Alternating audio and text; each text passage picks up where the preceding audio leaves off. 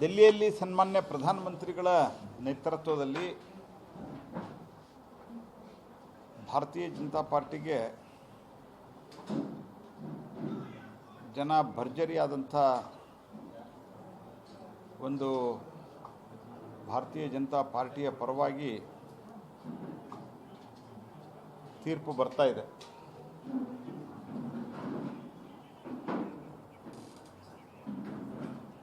ಪ್ರಸ್ತುತ ಟ್ರೆಂಡ್ಗಳನ್ನು ನೋಡಲಾಗಿ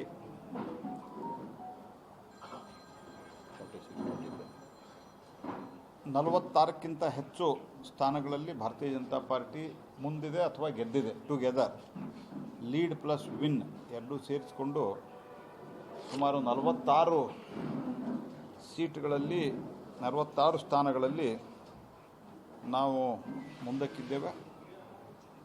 ಒಟ್ಟಾರೆ ಸ್ಥಿತಿಗತಿಗಳನ್ನು ನೋಡಿದಾಗ ನಮಗೆ ನಿಚ್ಚಳ ಬಹುಮತವನ್ನು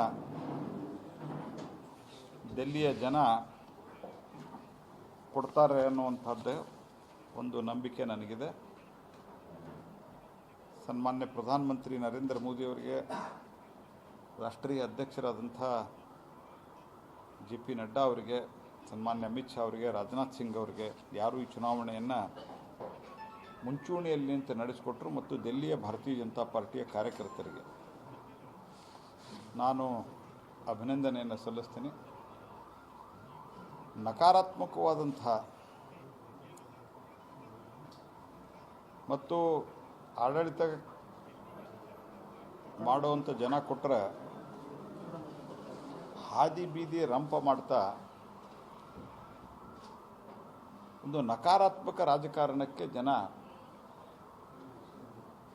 ಸರಿಯಾದ ಪೆಟ್ಟನ್ನು ಕೊಟ್ಟಿದ್ದಾರೆ, ಸರಿಯಾದ ಹಾದಿಯನ್ನು ಅವರಿಗೆ ತೋರಿಸಿದ್ದಾರೆ.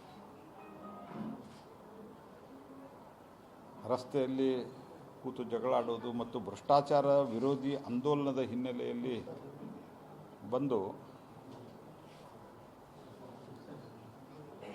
ಇವತ್ತು ಭ್ರಷ್ಟಾಚಾರವನ್ನೇ ಪ್ರತಿಯೊಂದಕ್ಕೂ ಭ್ರಷ್ಟತನವನ್ನೇ ಆಧಾರ ಮಾಡಿಕೊಂಡು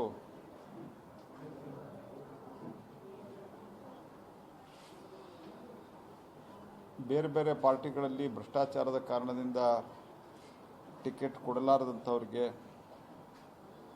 ಅವರನ್ನೆಲ್ಲ ಹಿಡ್ಕೊಂಬಂದು ಒಂದು ಗುಂಪು ಕಟ್ಟಿ ಒಂದು ಅರಾಜಕತೆ ಸೃಷ್ಟಿಸುವಂಥ ಪ್ರಯತ್ನವನ್ನು ಮಾಡಿದವರಿಗೆ ದಿಲ್ಲಿಯ ಜನ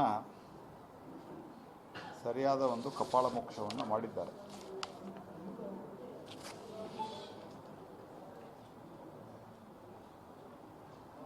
ಇದರ ಜೊತೆಯಲ್ಲಿ ಕಾಂಗ್ರೆಸ್ ಪಾರ್ಟಿ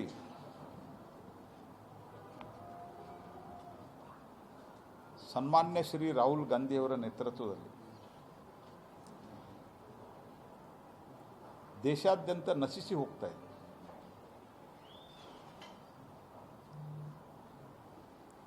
ನಾನು ಅತ್ಯಂತ ಪ್ರಾಂಜಲ ಮನಸ್ಸಿನಿಂದ ಹೇಳ್ತಾ ಇದ್ದೇನೆ, ಕಾಂಗ್ರೆಸ್ ಪಾರ್ಟಿ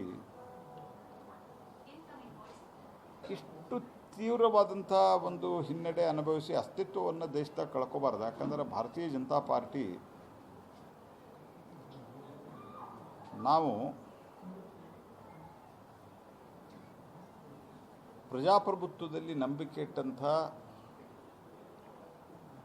ನಮ್ಮ ಪಕ್ಷದಲ್ಲಿಯೂ ಕೂಡ ಪ್ರಜಾತಾಂತ್ರಿಕವಾಗಿ ಅಧ್ಯಕ್ಷರನ್ನು ಆರಿಸುವಂಥ ಏಕೈಕ ಪಾರ್ಟಿ ಭಾರತೀಯ ಜನತಾ ಪಾರ್ಟಿ ದೇಶದಲ್ಲಿರುತ್ತೆ.